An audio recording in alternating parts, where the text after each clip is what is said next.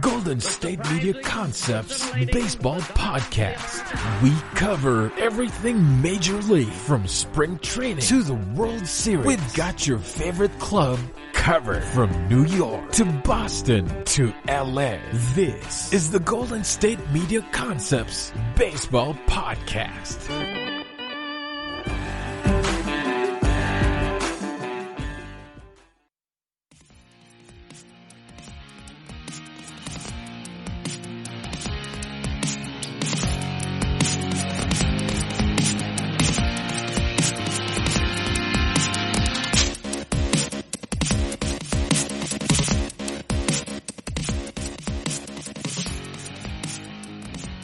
Welcome and thank you for tuning in to the GSMC Baseball Podcast, brought to you by the GSMC Podcast Network. I am your host, Collin Manley. It is currently July 28th as of this recording, and man, has this week gotten off to a crazy start. Everything going on around us, we're going to get you up to date on everything going along with the baseball news today, and some great topics on this podcast that we're going to discuss. We're going to be touching on news and noise around the league, something we love to do to start all of our podcasts out. Just make sure we're up to date on everything that has to do with injuries or any other minor notes that has to do with teams of importance. Information on COVID-19 in the league. This is the big thing that has just been going on. It's going to be carrying on information for all season. We know that most likely with the conditions that we have, but today was just a big day along with the last couple days. We're going to talk about real or fake. What's some things that are going on that we want to see continue in the season, we think is going to continue in the season, along with takes on performances for teams, but also some individual ones we want to touch on. And lastly, we want to talk about some strategy when it comes to our extra innings. I got some stuff I want to say. I've been having this conversation on podcasts. I've been having it with people in real life. It's definitely getting people's attention. It's been fun to talk about. And, you know, I'm going to go to bat here, and I'm going to say some nice, kind words for probably one of the most exciting things in baseball, the old sacrifice bunt. So that's going to be the last thing. You're going to want to stick around for that. But we're going to start things off like we normally do with news and noise around the league, keeping you up to date on all big information across the 30 teams in the MLB. And there really is nowhere else to start for this episode except for 4 more Marlins that have tested positive for the coronavirus. With this addition of these 4 since the last report, that will put the Marlins at 17 positive tests of players and staff in the past 5 days. It's a new load of information coming out that we are also seeing the Washington Nationals, because of this, they had voted as a team being against traveling to Miami. They did not want to go there to play their 3-game series this weekend. Ultimately, that decision would not be up to the Washington Nationals. The decision would have to fall back upon Major League Baseball, not the Nationals. And it looks like, as of right now, the Marlins games could be postponed up to Sunday after these massive outbreaks. That's just the early reports coming out. Marlins games will be postponed. A lot of information that's still going to be coming out there. It's going to be interesting to see how more information comes out and what happens with the Marlins after having such an outbreak focused around one team.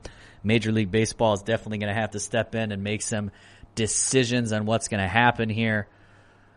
It's a lot up in the air right now. A bit of positive news that comes around this, though, would have to be with the Philadelphia Phillies camp, as they had postponed games with the Yankees over coronavirus concerns. The Phillies were the team that was just playing the Marlins, but it looks like no Phillies players or staff have tested positive for COVID-19 at this time, despite playing the Marlins in Philadelphia. So it has been reported that all members of the Phillies, though, will retest late sometime Tuesday and then start travel towards New York Wednesday, trying to salvage any games with the Yankees. A lot of information to continue coming on this one. We're going to keep our eyes on these stories for sure. It's going to linger throughout the season if this season even continues on. So it's definitely something we're going to be keeping our eyes on for sure going forward. I know when I record again and release for Sunday, I'm probably going to have more new information. Everyone else here at the GSMC Baseball Podcast, they're probably going to keep you updated as the week goes as well. So it's going to be something to be listening to and keep your eye out for. So we'll see how the coronavirus affects things going forward.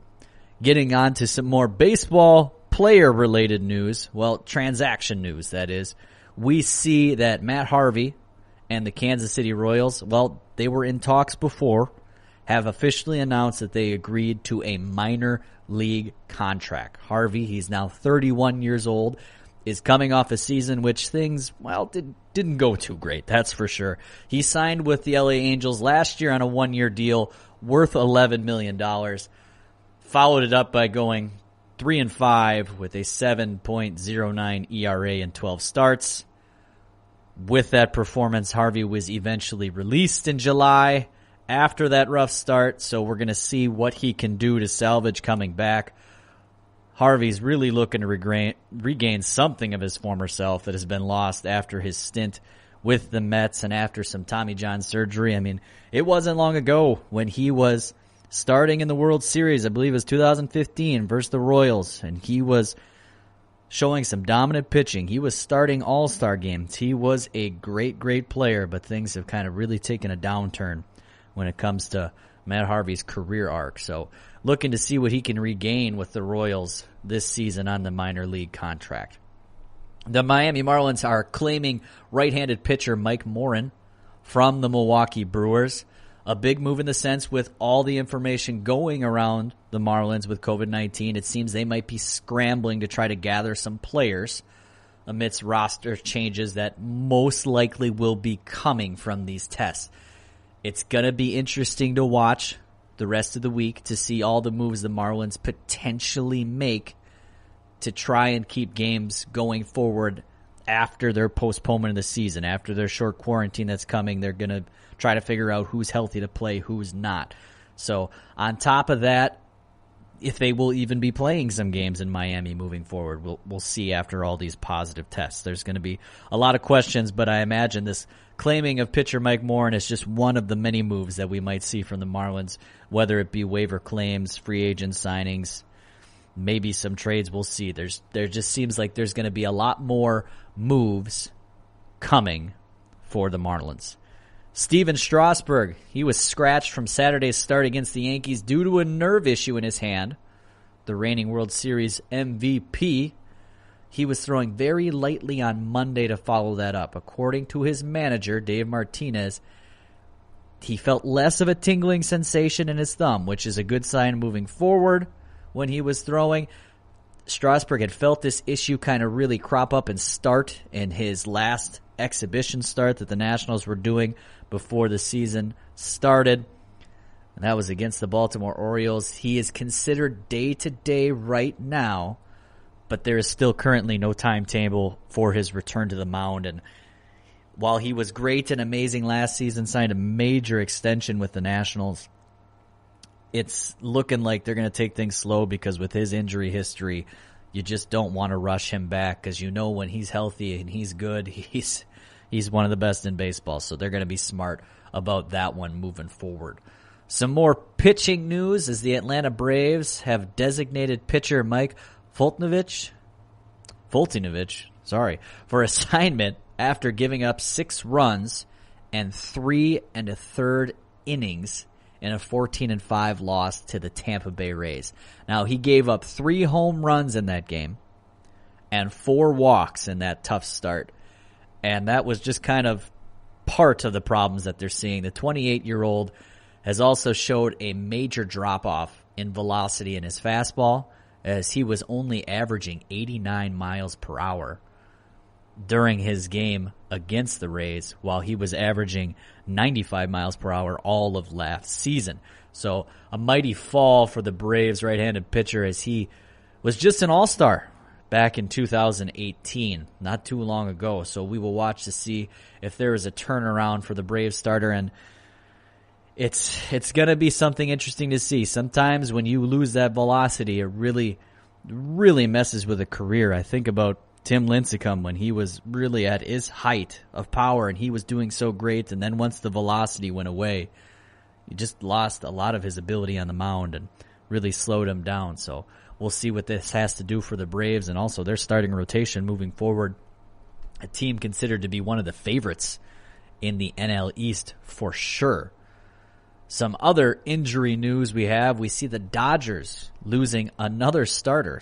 Just stop if you've heard that one before. As adding to the injury list now is going to be Alex Wood. He was placed on the IL Tuesday, making him the fourth starter for the Dodgers to be ruled out since baseball resumed. So he would join Kershaw, who had some issues, Jimmy Nelson, and David Price, who decided to opt out of the season. The injury for Wood was listed as shoulder inflammation. So coming 1 week after Clayton Kershaw's back issues, his back stiffness that ended up sidelining him. We'll see what this does for the Dodgers moving forward. They still have some great pitchers, great pitching to work with when it comes to, Buehler and Stipler, and they might be okay. And the rumor is right now that Clayton Kershaw potentially could return this week. So we might see him back sooner than later, and the Alex Wood might just be a swap out. We'll see what happens for the Dodgers. Corey Kluber, well, his 2020 season gets derailed as the Texas Rangers starter left his start early on Sunday versus the Colorado Rockies. His first season with the Rangers, first full season with the Rangers, considered to be shoulder tightness at the time. He has been diagnosed with a grade 2 tear in his teres major muscle in his right shoulder. So currently, the decision for the team is to have him shut down for the next 4 weeks, and then they will reevaluate Kluber going from there. This is big information for Corey Kluber because the Rangers were looking to have a nice combination of starting pitching this year to go along with Lance Lynn, Mike Minor. I mean, they thought they were going to have some top-end starters.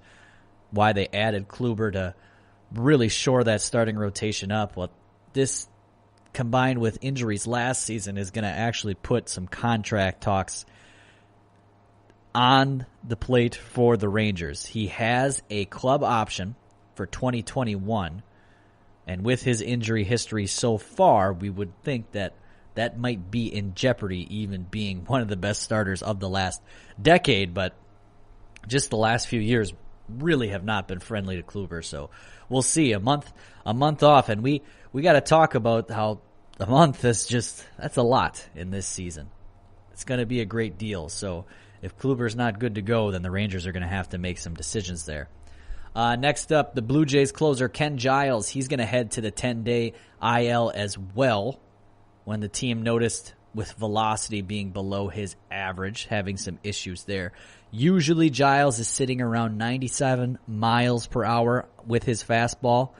Well, he was consistently hitting around 93 in his outing versus the Tampa Bay Rays. So going to be something that the Blue Jays are going to try to monitor as well, giving him a 10-day rest just to see if things can turn around there for a little bit. He's coming off a great 2019 season where he converted 23 of 24 save opportunities for the Blue Jays. So he was looking to be a major asset for this team, whether it was going to be for the future going forward or as a trade chip because he is 29 years old. So maybe the Blue Jays were going to try to move him this season, see if they could get some things back for Ken Giles. But hopefully, fingers crossed that he's going to be okay. And one other mention for the Blue Jays was Bo Bichette was scratched Monday as well from the starting lineup with some left hamstring tightness.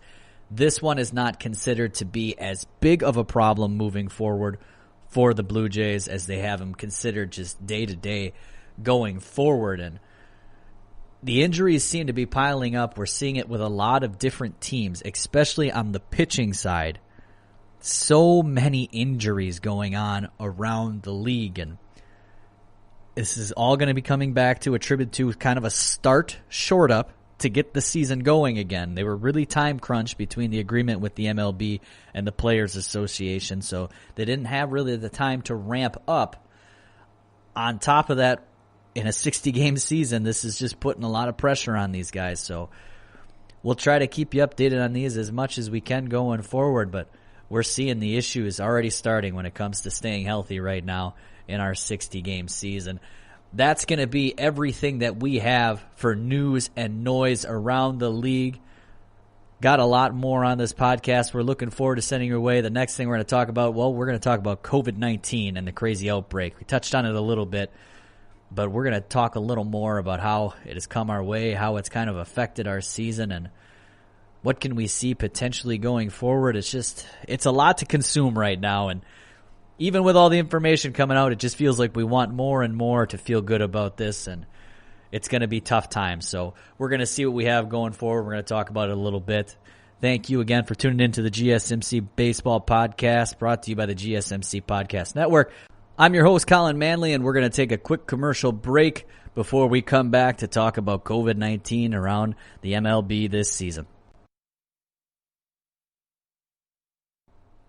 This is your ultimate stop for everything sports. The Golden State Media Concepts Sports Podcast. Should I say more? From the NFL, MLB, the NBA to MMA, it's all in here. The Golden State Media Concepts Sports Podcast. Listen now.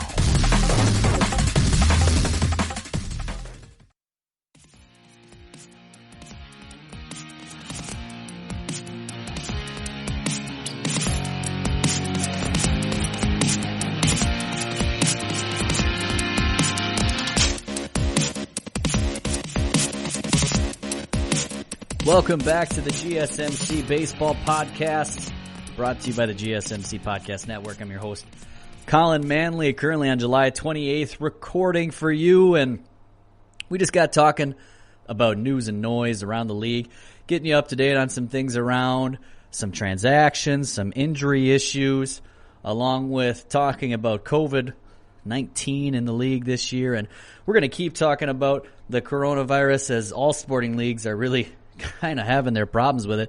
Just reported that the NFL had 21 players that tested positive as they want to get things started back up. It's just a very interesting discussion, and really wanted to take the time to talk about where are we with COVID-19 and the crazy outbreak that has come our way. So we talked briefly before in the first segment about how the Marlins have a collection as of right now of 17 positive tests in their clubhouse, whether that's staff, coaches, players.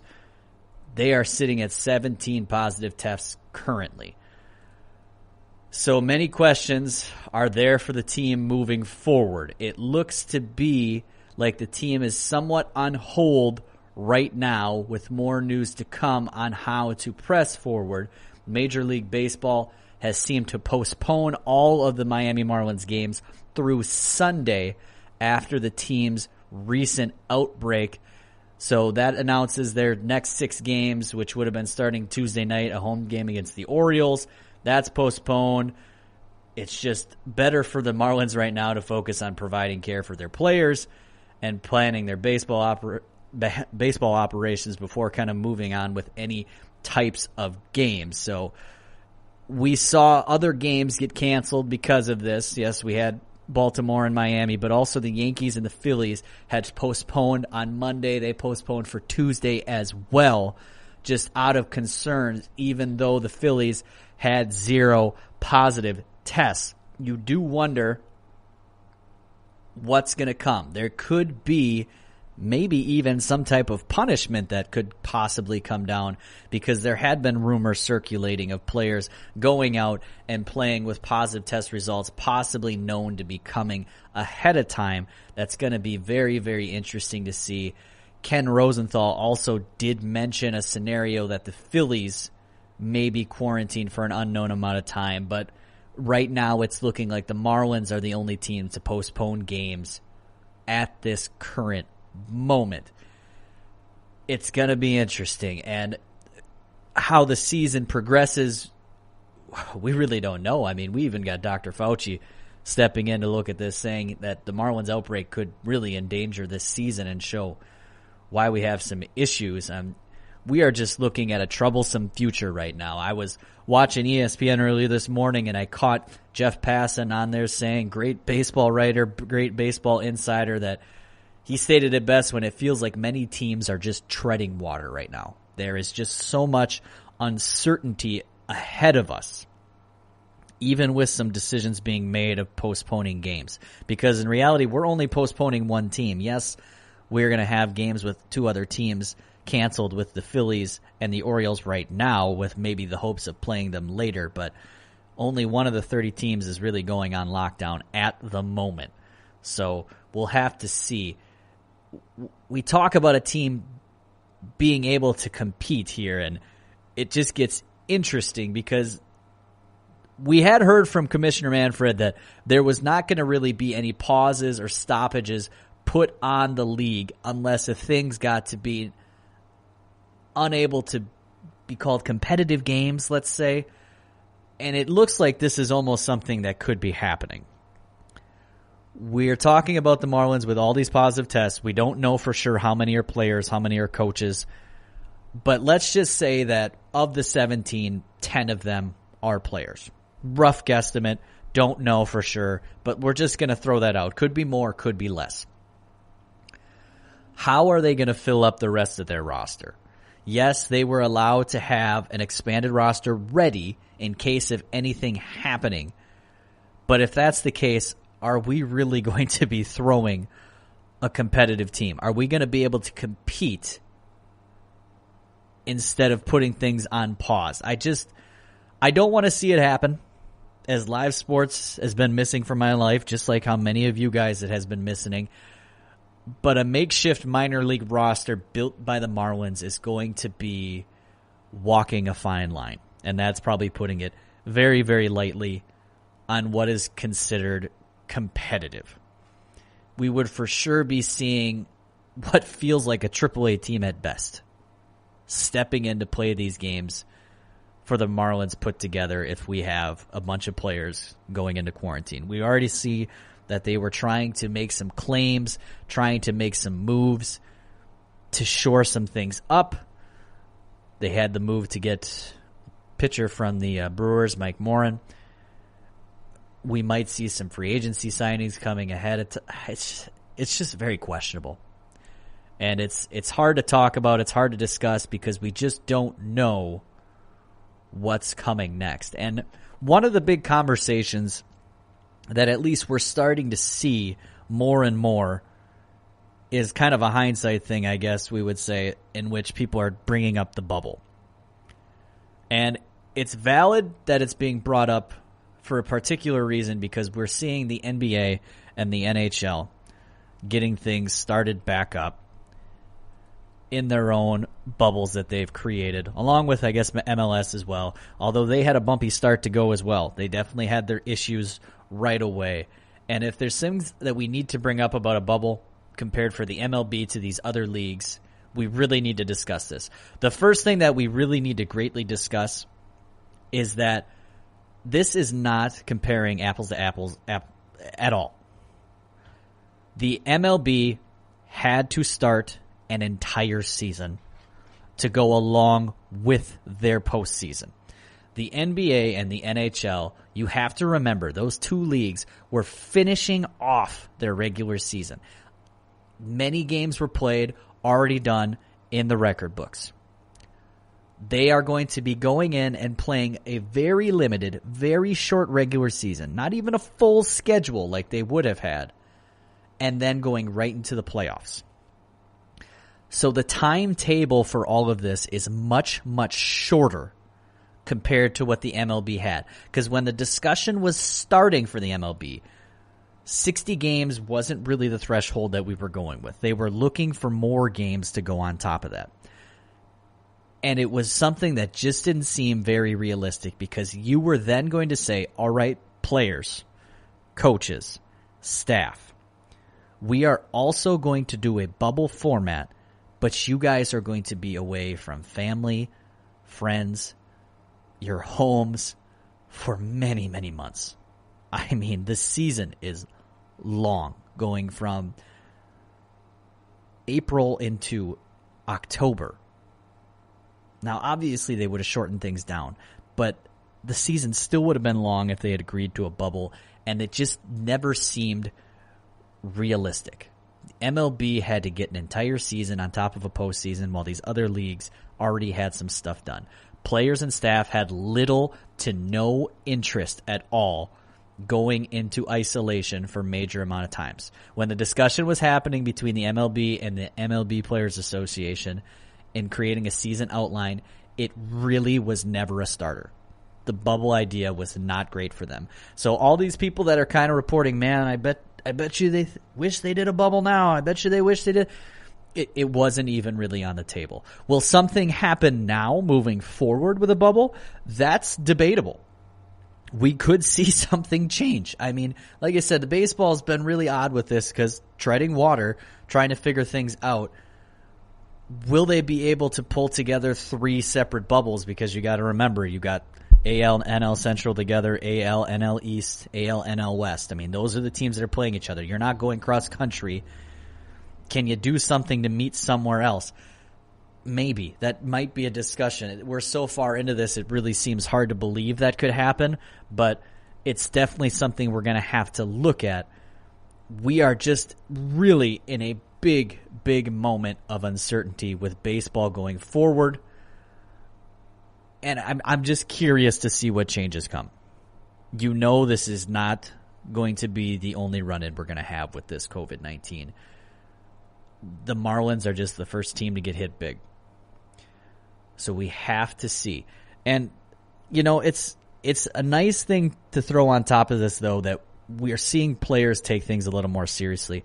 I know since some of these news has come out, I have definitely been seeing a lot more players on the base pass wearing masks. I've seen a good collection of coaches that have been wearing the masks in the dugouts, and a lot of players seem to be sitting somewhat distanced from each other.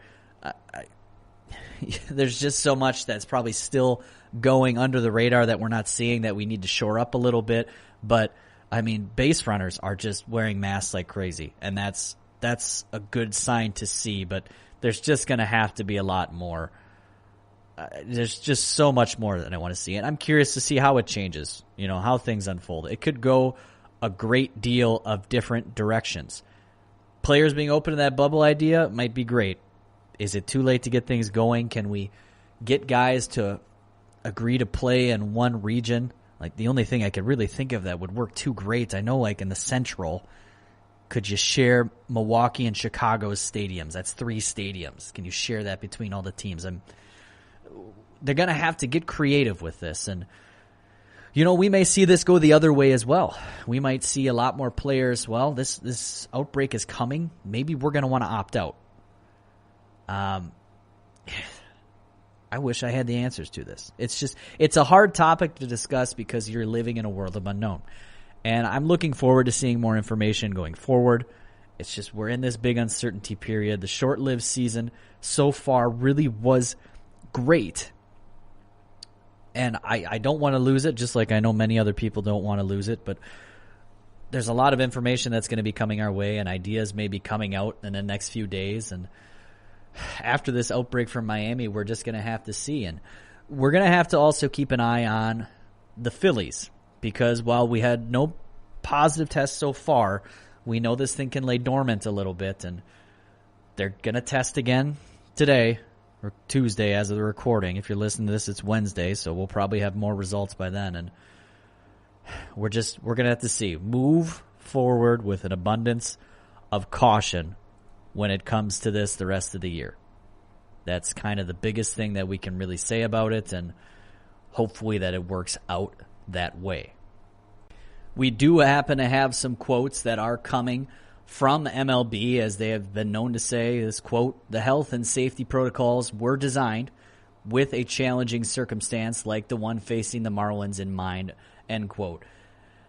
The MLB is really just trying to be safe in their announcements, saying that they think they were prepared for stuff like this. They were also quoted saying the response outlined in the joint plan between the MLB and MLB Players Association Operations Manual was triggered immediately upon learning of the cluster of positive cases, including contact tracing and the quarantining and testing of all the identified close contacts. The Marlins personnel who tested positive remain in isolation and are receiving care.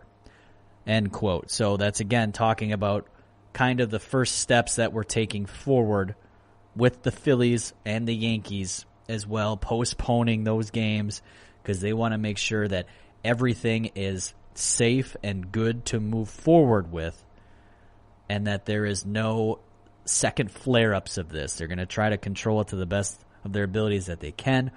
The MLB had also announced that it had conducted more than 6,400 tests since this past Friday, and there have been no new positive results for COVID-19 among on-field personnel from the other 29 teams besides the Marlins. So looking for it to be a positive sign that this is only one team.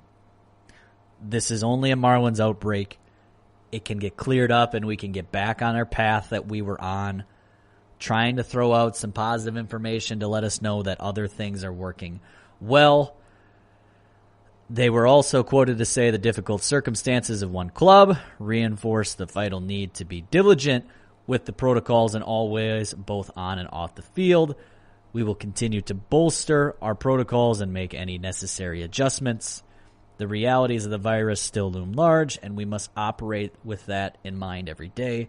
We are confident that clubs and players will act appropriately for themselves and for others, and the data provides reason to believe that the protocols can work effectively. So just the MLB kind of saying that they really believe in their plan that they have in place. They think it's locked down with mainly just the Marlins. Going to move forward with this.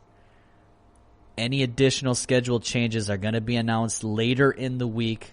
They plan to adjust the schedules for the Marlins and Orioles, who were going to be playing, the Phillies, who had been playing the Marlins recently, and the Yankees, who still are on plan to pick up Wednesday, and we'll see how this all goes. And your guess is as good as mine. So that's what we're going to have about COVID-19 as of right now. Make sure you're still trying to get your information. Listen to the GSMC Baseball Podcast. I'm sure all our other hosts are going to be talking about this a ton moving forward because it's really going to be a line to walk on whether this season continues or not. So it's a sour, it's a sad moment, I know, but it's a moment in the MLB, and it's something we got to talk about because it's very relevant today. So that's going to be it for our second segment here on the GSMC Baseball Podcast, brought to you by the GSMC Podcast Network. Next up, we're going to talk a little real and fake.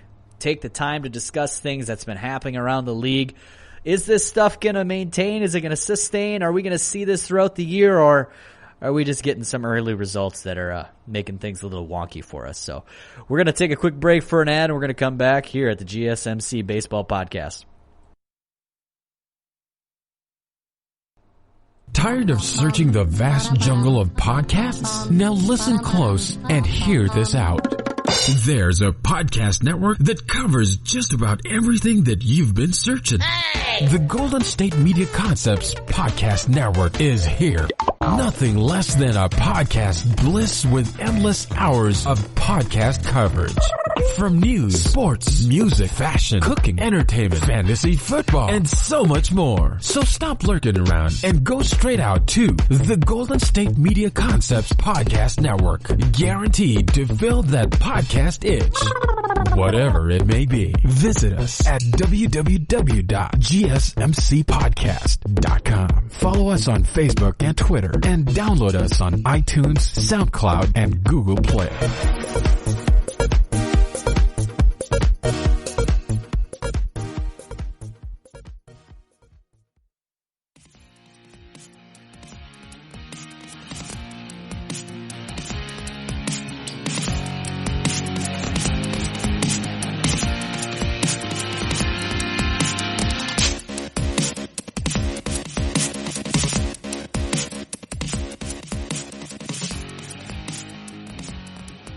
Welcome back to the GSMC Baseball Podcast on the GSMC Podcast Network. I'm your host, Collin Manley. We just got done talking about a lot of news coming around COVID-19 and the outbreak that just happened with the Marlins, and a lot of information to take in, and there's going to be more coming our way, but just giving you the best little snapshot we can for right now. As we move into our next segment, we're going to actually talk about some baseball that actually happened instead of some coronavirus issues. And I want to take the time and talk about some things that could be real and fake around the league. I want to discuss what we have seen throughout the first week or so of the season. Most teams have about 3 to 4 games in as of this recording, going to play the 5th one on Tuesday night. And when we get more games in, we will obviously have a much better feel on what is real and what is fake in the MLB this season. I really want to not just look at players and stats, because that's hard, and even though we are going to touch upon it, I also want to talk about team performances so far, which of these are real and we should be paying attention to them, and which performances should we maybe just tip our hat to them right now and acknowledge, hey, you've had some great play out of the gates, but it may not last that long. So we're going to take the opportunity, at least right away, to look at each division. Starting off in the American League, we got to start in the AL East with the Tampa Bay Rays, because they are sitting on top of the division, and it is a team that is very good, and we should be taking very seriously. I know that when I was doing a lot of prep to get ready for the season, I was seeing some players, especially Buster Olney. He was really pounding for the Tampa Bay Rays this season, and they should be getting their love. The problem with the Rays is they may not be given all that love, just considering who they are playing along with a loaded New York Yankees team. There's a lot of people that think the Yankees are the best team in the majors this year, and they are going to be the best team at the end of the season, or at least going into the playoffs, where a lot of crazy things can happen. But Tampa Bay is going to be competitive, and we're seeing that already. They already have a plus 11 run differential through their 4 games, scored 28, given up 17. That's awesome that they're already up to double digits, and it's something to be worth watching, because they have some pitching and just some underrated names. You may be surprised. You may not know who they are. I mean, they just had a player in Ji-Man Choi who hit his first home run from the right-handed side of the plate. It was his first at-bat from the right side of the plate. It's definitely something to be monitoring. We also have an Orioles team that's sitting at 2-1. They're lingering around. Great opening weekend as they took 2 from the Red Sox. They still, though, were a -3 when it comes to run differential for themselves. You don't expect them to linger around, but hey, there it is. That's your tip of the hat to the Orioles. They had a great start to their season. We'll see where things go for them moving forward. We still will be expecting the Yankees to be on top of this division, along with Tampa Bay putting up a pretty good fight and staying competitive for the rest of the year. In the AL Central, we have the Indians and Twins both sitting at the top, 2-1 as of right now. Both these squads will be interesting to watch as the season pushes on. The Twins are going to score runs, and we know that. They've put up 27 so far in their games. They're a plus 10 run scoring differential. Just unbelievable offense is what you're going to see out of them, and we're actually going to talk about one of their players in a little bit. And the Indians, they have some pitching, they have some players. They're going to be fun to watch as well.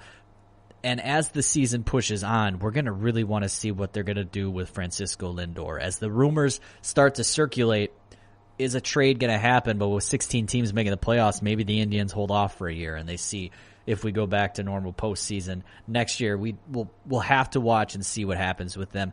I expect to see those teams towards the top, but I still have a wandering eye checking on the White Sox early on. I don't think the Royals, even though they're 2-2, and Detroit, even though they're 2-2, are going to be high competitors as this season goes on. That White Sox team could be pretty good. Might have just got a tough shake starting their season off against a really good Twins team. In the AL West, this is no shock at all.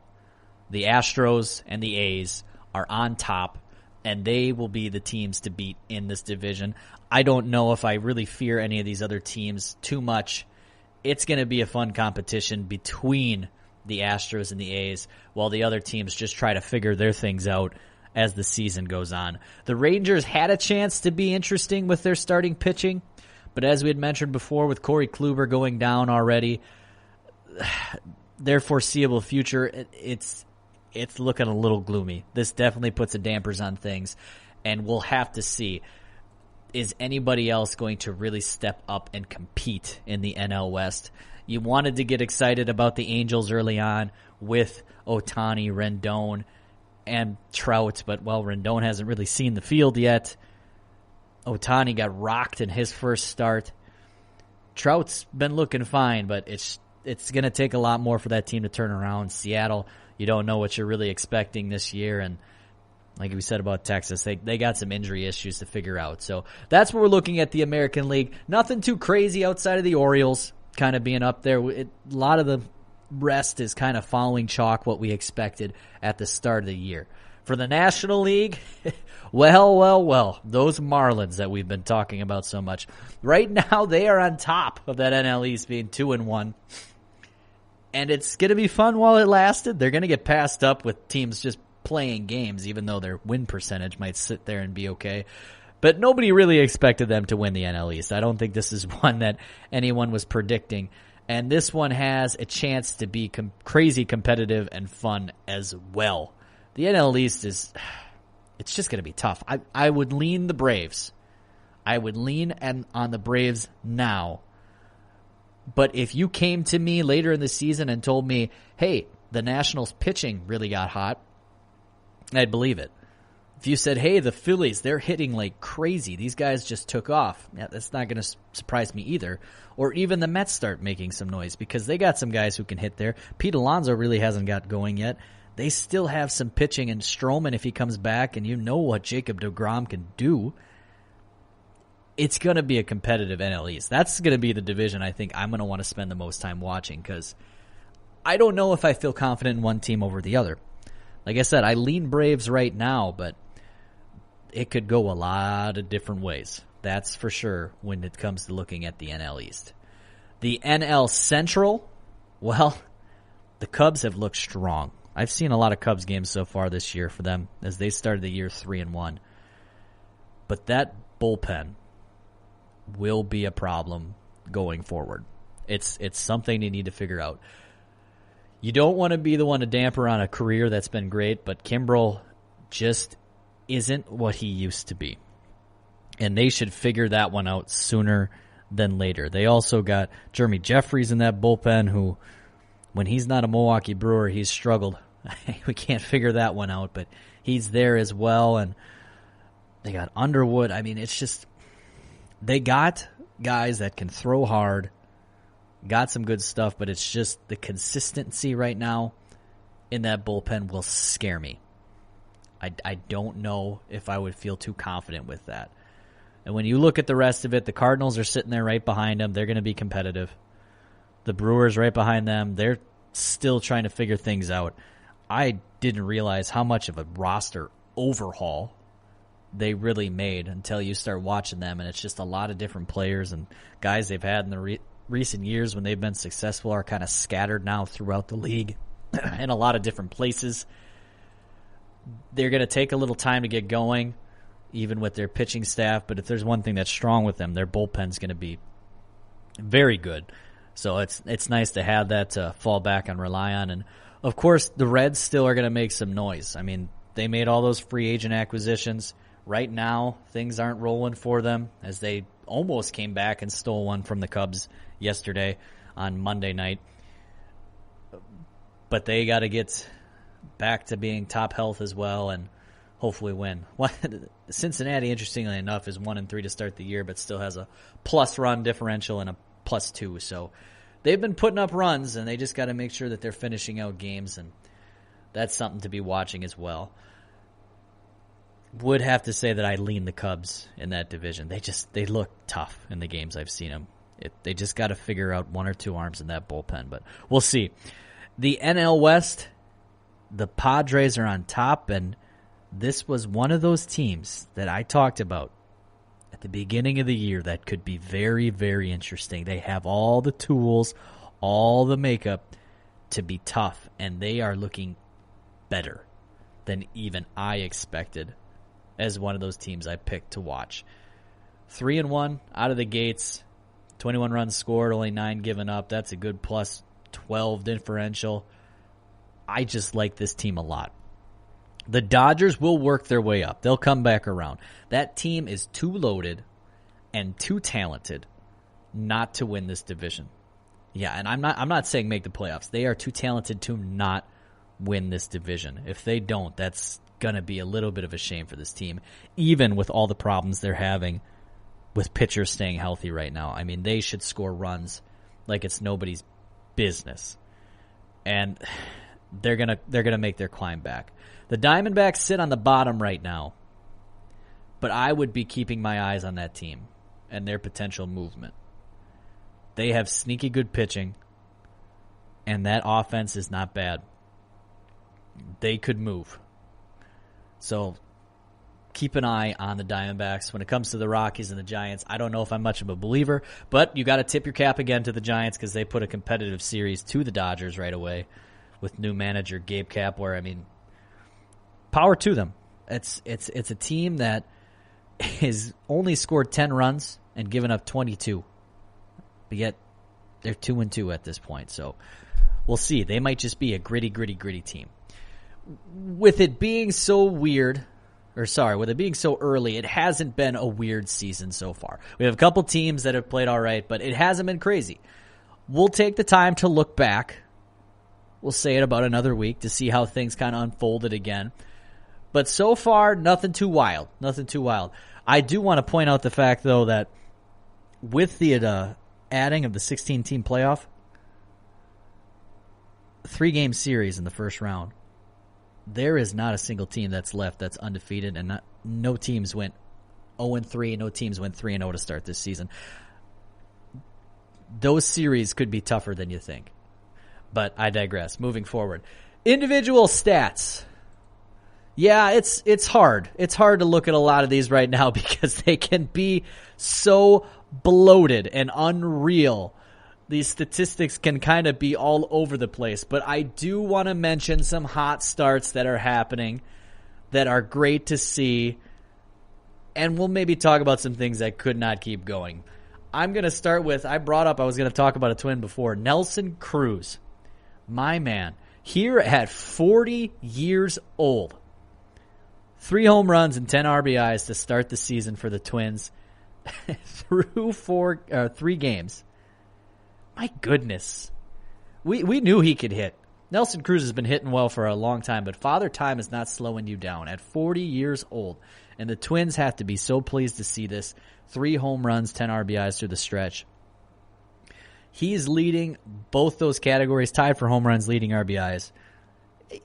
I wouldn't be shocked if you told me that he won the home run crown with like 20 this year. I wouldn't be. I would like to say that with age he's going to slow down a little bit, but with those Twins, they're just going to mash. They're all going to mash in that lineup. It's something worth watching. I want to bring up Anthony Rizzo as well. If you have not seen him yet, you need to catch a game of the Chicago Cubs because he looks to be in some of the best shape that I've seen him in his career. He's definitely slimmed down. They had mentioned earlier in the year that he was going to do so because of the back issues. I do know that they stated that. But he looks to be in great shape so far. Now, is he hitting for the highest average in the world? No, he's at 273 right now, not crazy high. But he's got 3 home runs going as well so far. And there's something about me watching Cubs games that the guy just hits home runs. So if the Cubs wanted to pay me to watch a lot of games, for some reason they just hit home runs when I'm watching. Can he keep this pace up? He's definitely a guy who could. He has the chance to make a deep run with home runs as well. That quick swing, a lot of power. I'm wondering how he produces with this physical shape. It's something I'm going to be watching as the season goes on for sure. I'm going to make a little bit of a homer pick here too. Jackie Bradley Jr. I got to shout out my Red Sox in any way we can because this season has been kind of just a bummer so far. But he is leading the league in hits right now at 8. And I have to bring it up as a Red Sox fan because I don't think I ever thought I would see Jackie Bradley Jr. not only leading the league in hits, I think he's tied actually at 8, but in the top portion for hits. There's no way in my mind that I ever thought that was going to be happening. Could this be the season where he figures it out? I don't know. Maybe. Well, let's hope he does. But Jackie Bradley Jr., always a defensive machine. Let's just hope that he gets some things going his way. That team has problems when it comes to pitching that I don't know if they're going to get fixed this season. It might be a rebuild for the Red Sox, and we've had a lot of success recently. So in Boston, I think they'll be okay with a slight rebuild going forward. Another key stat I kind of want to make a shout out to. Well, last season we had only 3 complete games as the league leader. So at the end of the season, Shane Bieber had 3 complete games pitching, and he led the league. It is very rare for someone to finish a full game anymore. So we really should give a shout out to another Cubs player, and Kyle Hendricks, who tossed one on opening day. It just doesn't happen anymore. And so when you see it, it's unbelievable. Nobody else through their first starts, and we're going to see some guys that are number 5 starters, number 4 starters get their chance. So I shouldn't knock them yet. They might get there, but so far nobody else has gotten to 8 innings outside of Hendricks. So a complete game to start the season, that's something to tip your cap to and say, wow, that was a great opening statement from you, Mr. Hendricks. And speaking of Shane Bieber, who had led last year with 3 complete games, he had 14 strikeouts in his opening 6-inning start. He's leading the league right now in strikeouts. Obviously very early, I know. Right behind him, the next person's at 13. But don't be surprised if Shane Bieber keeps this up. And he is our man to lead the league in strikeouts. The Indians knew they had some stud pitching. They let Corey Kluber and Trevor Bauer get traded recently. You don't just trade 2 guys like that, 2 starters, injury history or not, without knowing you have something behind it. And Shane Bieber and Clevenger, those guys are studs for the Indians. So they're definitely going to be interesting to watch the rest of the way. And talking about Trevor Bauer, he is our man at 13. He does sit second in strikeouts with right now, and he for sure has a lot left in the tank for the Reds and be an interesting name. We've talked about it in the past. Pitching stat leaders could get very crazy this year. And there's just a lot of names that could potentially be slipping into Cy Young, strikeout leaders, relief men. Don't be surprised to see a lot of different things. So that's a look at some of the things going on so far in the league, some things that we think may continue on, some things that are maybe fake. It's not too crazy to start the season. It's been pretty predictable so far, especially for team records, but it's early. We got a lot to cover. We got a lot to go on. So we're going to take the time to look at this again next week and really see how things break down. We got one more segment after this, and I really want to take the time to talk about the extra innings. I got a chance to dive into it in my last podcast on Sunday, but I need to talk about it more because I made sure to do a deep dive into this, and I really want to tell you guys more about it. So we're going to take a quick commercial break and come back and talk about extra innings here on the GSMC Baseball Podcast on the GSMC Podcast Network. I am your host, Collin Manley. We'll be back after this quick break. Want to know the latest in soccer? Then listen to the Golden State Media Concepts Soccer Podcast. From MLS, the World Cup, and the Premier League, we've got you covered. The latest updates, the hottest matches, and news on the league's top players. It's the Golden State Media Concepts Soccer Podcast. David Beckham scores the goal to take England all the way to the World Cup finals.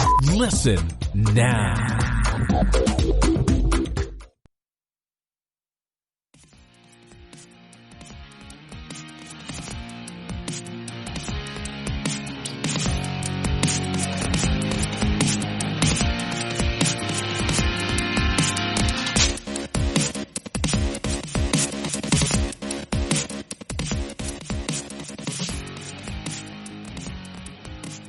Welcome back, and thank you again for listening to the GSMC Baseball Podcast. We just got done diving into a little bit of real or fake and things that are just going on in the MLB records-wise, a few individual statistics, and it's still early in the year, so there's so much that needs to be done. So we didn't want to dive into it too crazy this time, but in a couple weeks, maybe even next week, we might have some things figured out a little bit better on where people stand in the standings and who also is just going to be maybe our top hitters and top pitchers just getting off to a good start of the season. But the last thing that we really wanted to talk about, well, I want to dive into these extra innings. All right, people, I have thoughts on the extra innings, and I just need to get them out. This is flat out a conversation I have been having with many people as the season has gotten started. Some like the new extra rules, some do not. And I understand both sides. Regardless, we are going to be starting innings with guys on second base, and nobody is out. We have changed the game to pick up the pace of play, but also try to prevent these games from going to be 18-inning relays here. Like, they want the games to end. We don't want to go crazy past this. And this has been a conversation and experiment that's been in the talks for quite some time. And I am willing to make the argument on how teams need to take some old techniques into winning these games. You're going to be thinking, old techniques? What in the world are you talking about? And it comes down to things that I've talked about in recent podcasts in the sense of bunting going away. It is a dying thing in the sense of teams aren't doing it anymore because numbers and statistics have really told them that you're not really helping yourself out when you actually go to bunt.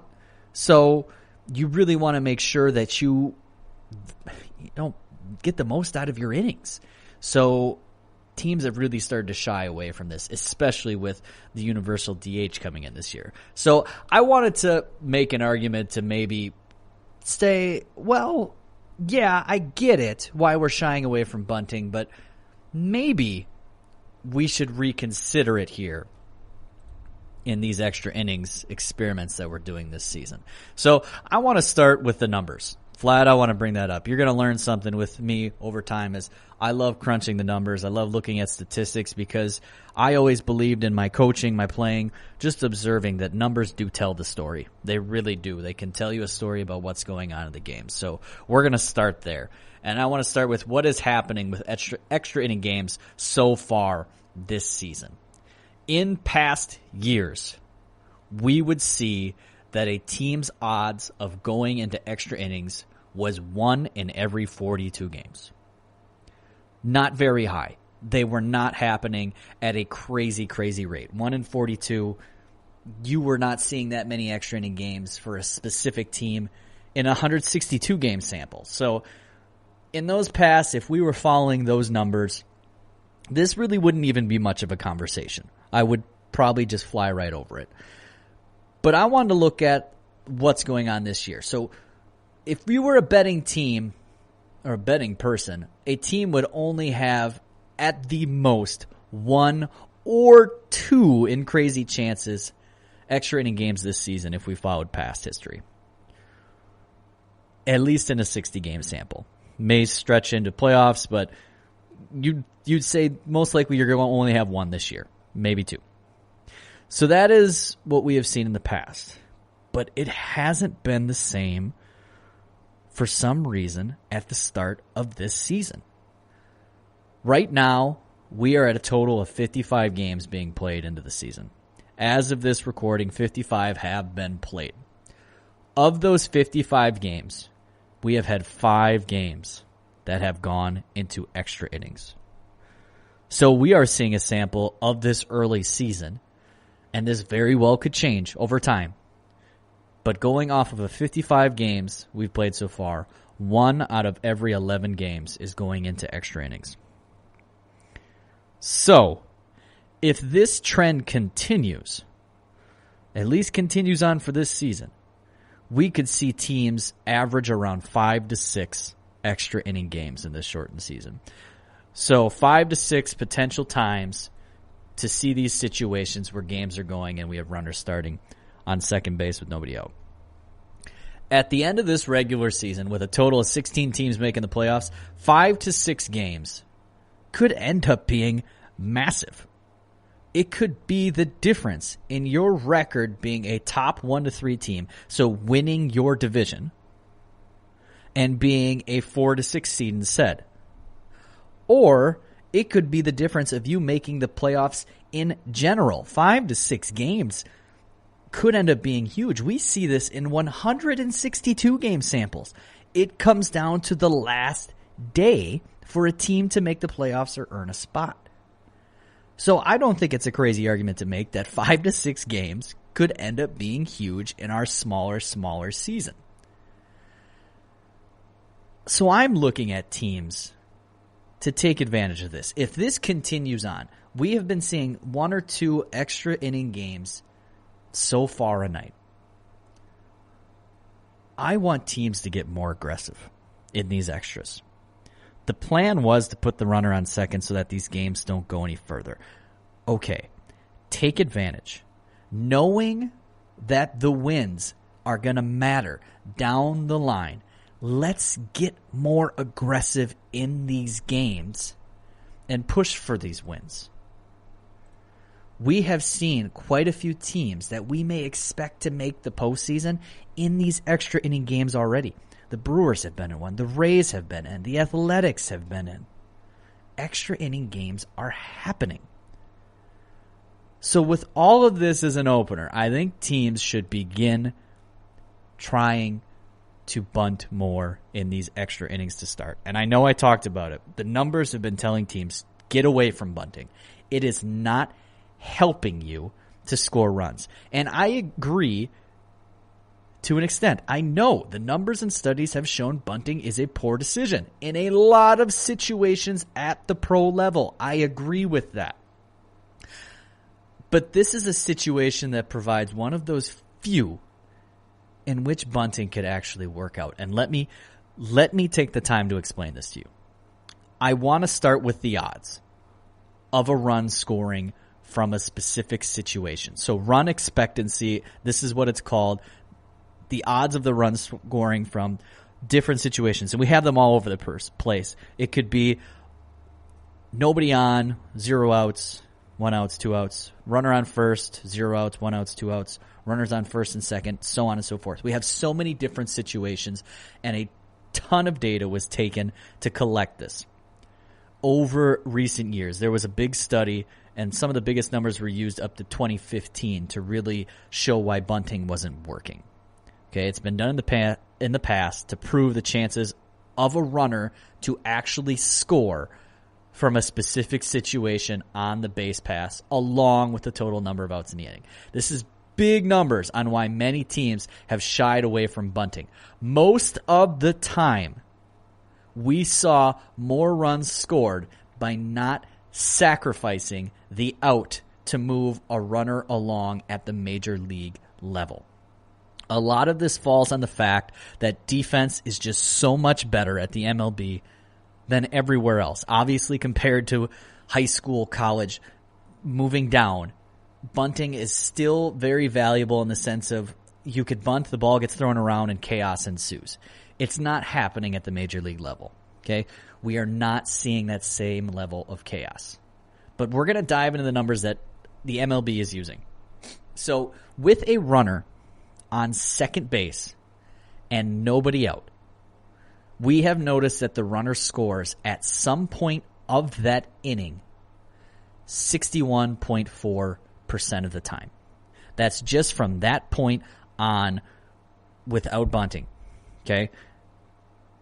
Above 50%, good odds that a run is coming even though it is not guaranteed.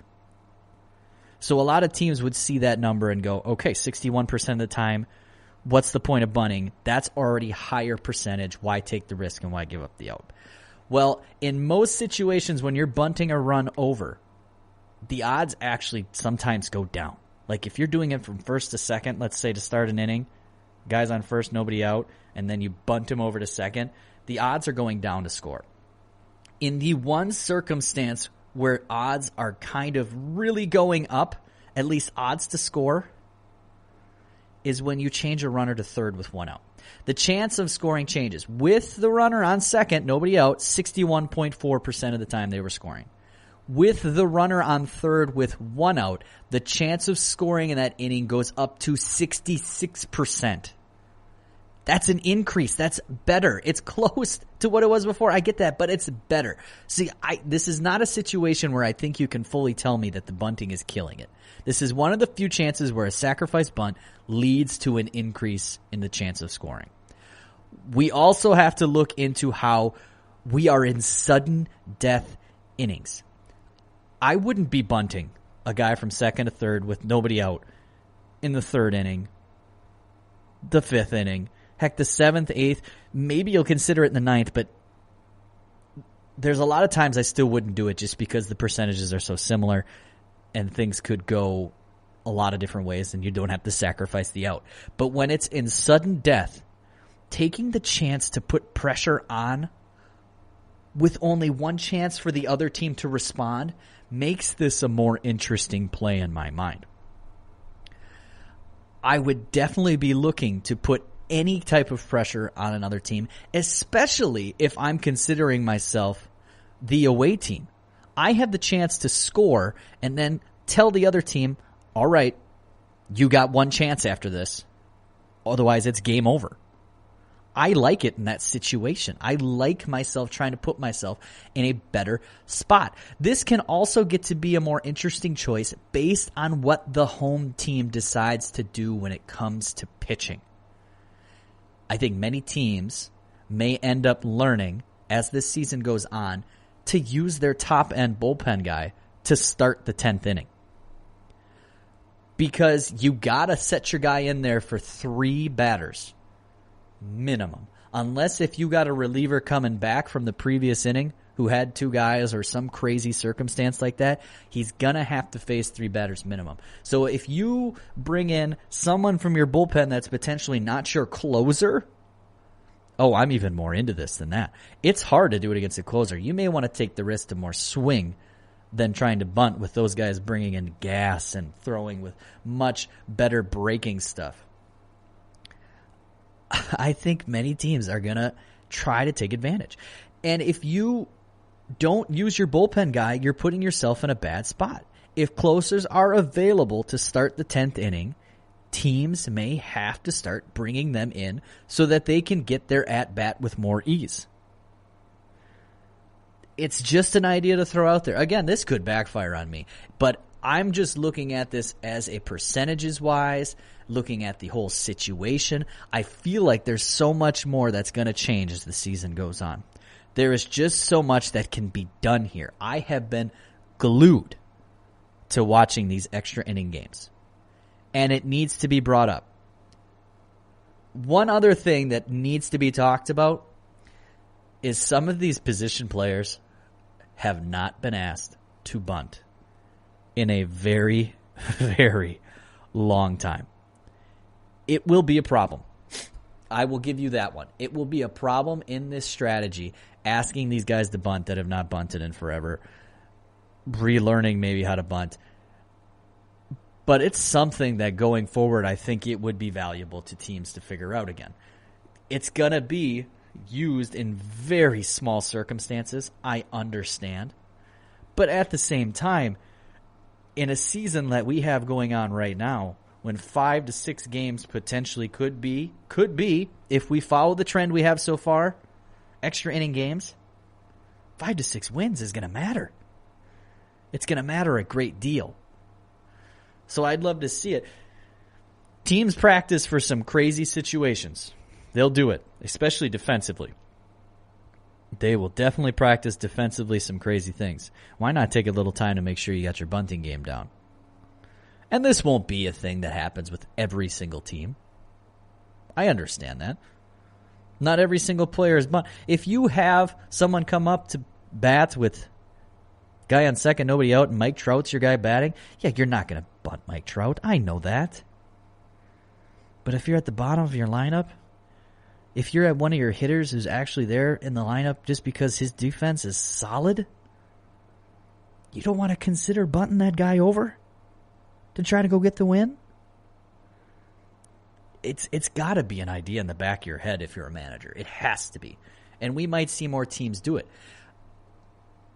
We did see the Pirates try to do it recently, and this is why I bring up the position player struggling with it. They tried to get a bunt down on all 3 strikes. They went for it even on the last one and were unsuccessful getting it down, and they had speed on the base pass. Just were unsuccessful in executing the bunt. Now you're sitting there with a runner on second and 1 out, and obviously your chances then are changed massively. So I told you before, nobody out, runner on second, 61.4% to score. Well, in that inning at some time, if you get that 1 out, it drops down to 39.7%. So is that a downfall? Of course. Of course. But if you get that runner there at 66%, it's just an upgrade, and I like it. If the numbers continue to show more extra innings games are coming this season compared to other years, I think some teams should start to consider moving guys on the base paths to get the pressure on the other team. And the sack bunt is one of the best ways to do it. Now, I've seen a team that swiped third so far this season. They got the first out of the inning on a ground ball. The guy didn't move up to third, and then they stole third. So crazy things have happened already. But I think teams should try buying in on bunting. I think they should in the extras, especially if I'm the away team. I would love the chance to try to put pressure on. I'm going to be watching this. I will definitely be watching for more bunting. It was called for by a lot of the fans of the masses, and I right away was kind of against it just because I remember the numbers and looking at the research of why bunting's not important. But the more that I dove into it, you know what? Dang it. I could see it becoming valuable. I can see it becoming valuable. I love the excitement in these extra innings, by the way. What they are bringing is just sitting on the edge of your seat. Every at-bat, every pitch just seems important. A lot of pressure. I don't think many can deny that, regardless if you love the way the extra inning format is or not. I understand if you don't love it. I understand if you do. Baseball purists and some people. I get it. But if you don't think it's bringing excitement, I don't think we're watching the same games. I am going to bat for the purists a little bit here, trying to bring back some bunting. I don't recommend it always, but in these early on games, I want to see it tried. But when we are getting down to crunch innings with sudden death on the line, I'm thinking it's a smart play to make, at least a smart play to attempt. So I am all for trying to do this, at least early on, as the season continues. So it's something I'm going to keep my eye on, and who knows? Like I said, right now it's 1 in 11 games in this short season, 55 games in, that we're seeing extras happening. It was 1 in 42 in past seasons. Will the numbers stray back that way? Probably. Good chance, I would say. But we could see, just because of everything being so crazy and weird already, it's staying into being a lot more extra inning games. So it's something I'm going to be watching for. So that's my take that I have on extra inning games right now. I'm loving it. Man, baseball being back is great. I'm hoping that nothing gets slowed down here as the coronavirus is really kind of wheeling its angry head at us early on. But we're going to have to try to power through, try to come up with a solution, and keep our ears open for all the news coming our way and see what happens with this season. I'm going to stay optimistic because that's the only way I know how to go forward. So that's the best I can give you. I want to thank you once again for listening to the GSMC Baseball Podcast, brought to you by the GSMC Podcast Network. I'd like to ask you, please remember to subscribe to the show, write a nice review. That really helps us out. Also, if you can please go follow us on Facebook, Twitter, Instagram for GSMC Podcast Network. There's a lot of great stuff out there. Make sure you take the time to do that. It helps us out a lot. Going to keep my eye on baseball, and we're going to be back with another episode on Sunday, but a lot of other great episodes coming from all the other people here hosting on the GSMC Baseball Podcast. So once again, thank you for listening. Hope you guys have the chance to write a nice review. It would be great. So I'm going to be signing off. Hope you guys have a great night, great day whenever you listen to this. Thanks for listening. Signing out here on the GSMC Baseball Podcast. You've been listening to the Golden State Media Concepts Baseball Podcast, part of the Golden State Media Concepts Podcast Network. You can find this show and others like it at www.gsmcpodcast.com. Download our podcast on iTunes, Stitcher, SoundCloud, and Google Play. Just type in GSMC to find all the shows from the Golden State Media Concepts Podcast Network. From movies to music, from sports to entertainment, and even weird news. You can also follow us on Twitter and on Facebook. Thank you, and we hope you have enjoyed today's program.